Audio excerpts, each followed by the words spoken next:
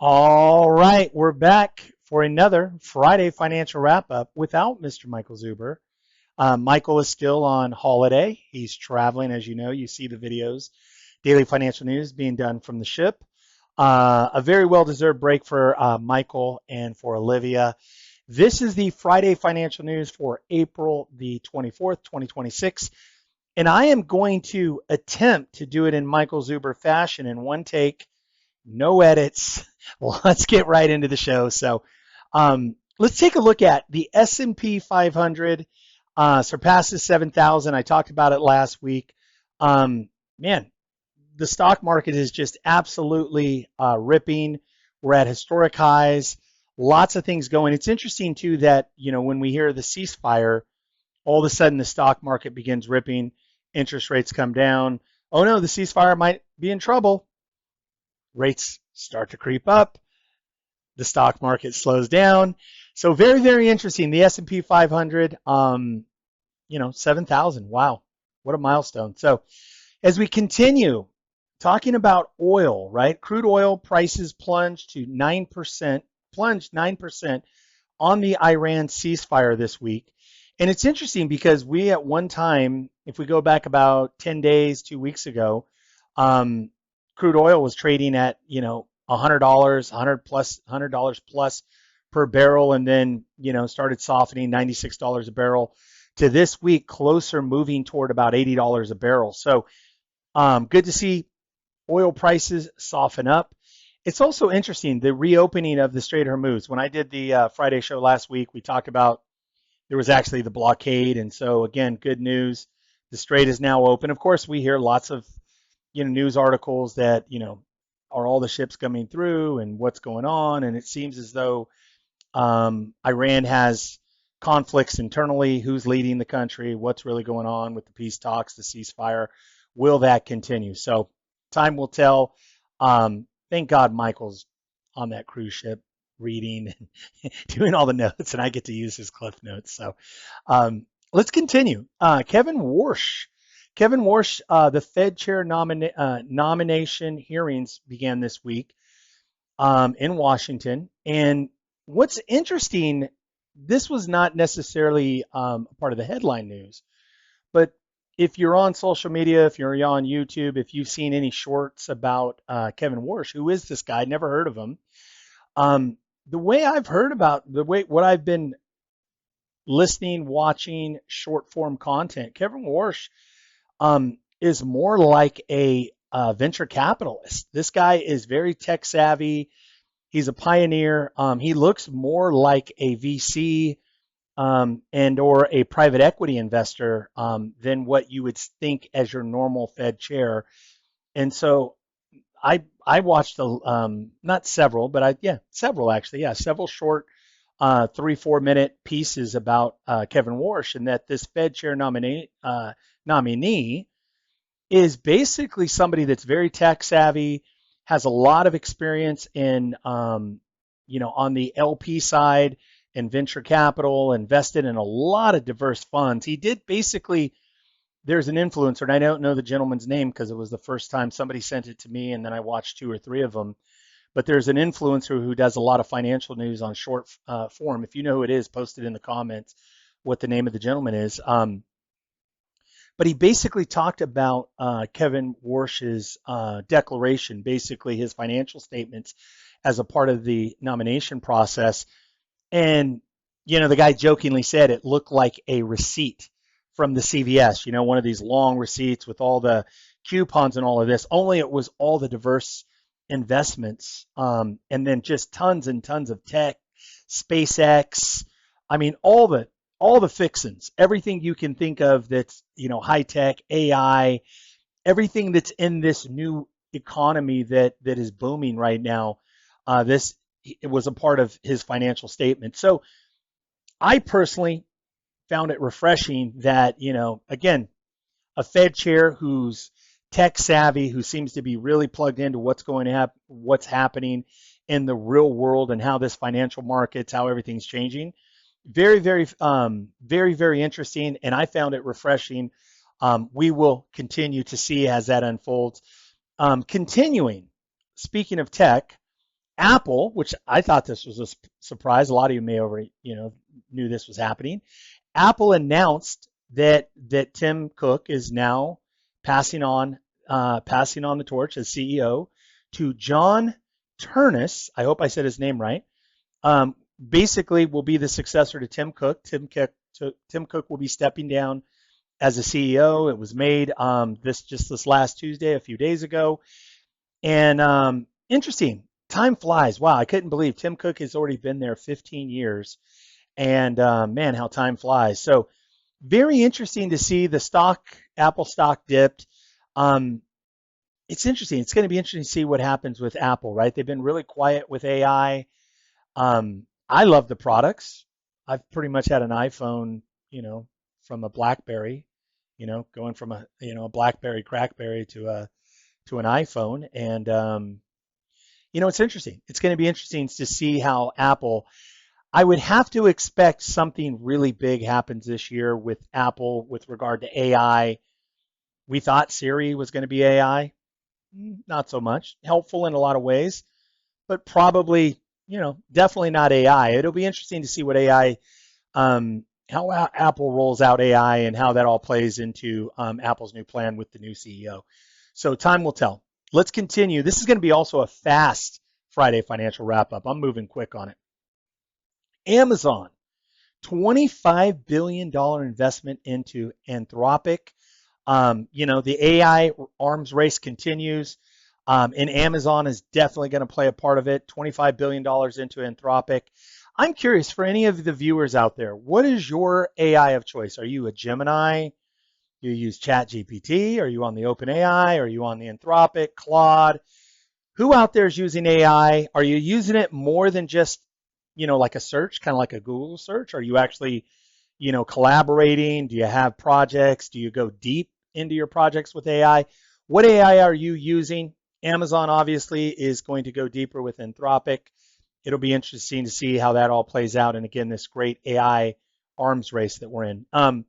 Also, strong U.S. retail sales temper recession fears. It was interesting that, probably for the last 2 weeks, even before Michael left, we did the Friday financial news, and, a big part of our conversation is how the consumer sentiment is basically at an all-time low, lower than 9/11, lower than 2008 when, we had the mortgage meltdown. And I forget how far back Michael talked about it several times over the last couple of weeks, that consumer sentiment is at an incredibly low spot. And yet, U.S. retail sales were released on the 21st, Tuesday the 21st for March, and they came in stronger than expected. So again, mixed signals, maybe a lagging indicator, maybe they're just not catching up. But I thought that was interesting. It's also interesting too. You go out, you go to stores, you go to restaurants, depending on, where you live, and, these places are all very, very busy. So, maybe something we have not talked about. Michael, a term I learned from Michael, the K-shaped economy, right? Some people are maybe doing really well, other people are struggling. Very interesting time. So let me just go to probably the two biggest things we always look at, which was pending home sales. This also was released on Tuesday, the 21st. And what was interesting is that the pending home sales rose 1.5% for the month of March compared to February. So beating analysts' expectations. But you and I both know the spring selling season was definitely not what it was supposed to be. It was very sluggish in March, very weird even in April. And it's interesting that in spite of it, NAR says, hey, we've had a rise 1.5% March over February. Again, also when you think about these are national numbers, so seasonality, right? February, you got a lot of bad weather in the East Coast and the Midwest. The interesting thing, I think, the most interesting thing about the National Association report was the existing home sales, and that the March data basically shows that we're on a seasonally adjusted annual rate of 3.98 million units. Okay, and that's a 3.6 decrease from the previous month. Now, I think that's a significant number. The National Association of Realtors going into 2026 said this would be the year of recovery. This would be the year. Michael and I have been talking about that pretty much all of the fourth quarter of last year, going in through the holiday, November, December, going into January, that 2026 was going to be the year. I love Michael's metaphor of, the buffet, right? There was just going to be for, if you're a real estate broker, mortgage broker, lender, house flipper, if you're in transactional business and existing home sales, this was going to be an incredible year, 2026, a year of stabilization, a year that things would pick up. Again, 14% is what NAR projected. Michael and I both agreed we thought probably closer to maybe 10%, looking at maybe 4.4 million transactions. Well, based on this last report, we're actually tracking for 3.98 million. So what does that look like? If you carry that forward into the remainder of the year, that means we're basically just like 2025. Now, will things increase? Things will get better. We'll talk about interest rates in a minute. Another interesting thing, again, a lot of people, the crash bros, people talking about the market crashing. And as an active real estate broker, I'm in the business. I deal a lot with off-market properties, all the above. I can tell you there are definitely soft spots in the market where prices are softening and coming down. But another interesting point of the existing home sale report was the median price for existing homes hit another record high of 408,800. So again, that's a median value nationwide of $408,800. So again, for the month of March, and that was a 1.4% increase year over year. Also, inventory.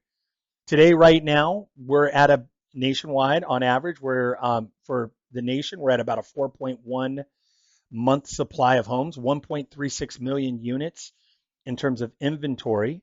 So this was a slight improvement, and that, again, considering that we're moving toward a balanced market.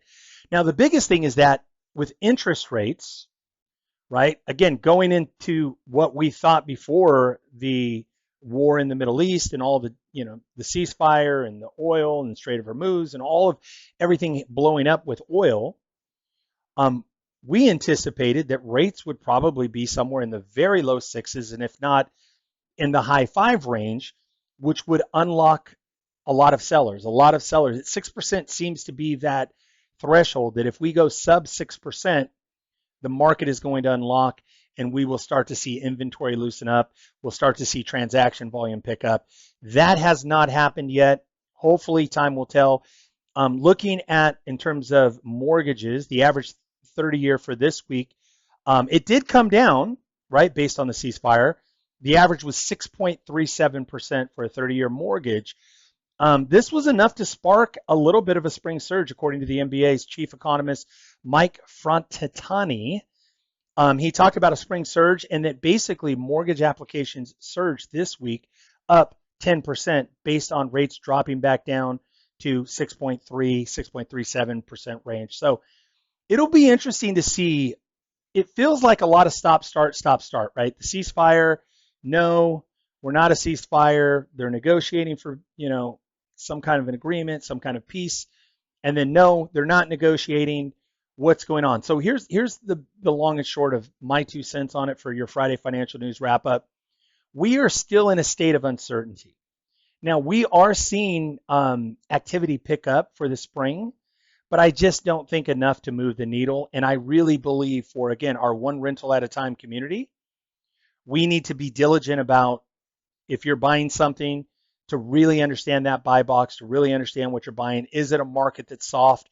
If things continue the way that they've been for the last 5 or 6 weeks, 7 weeks, will that market continue to soften? Because again, we don't want to just do good deals or even great deals.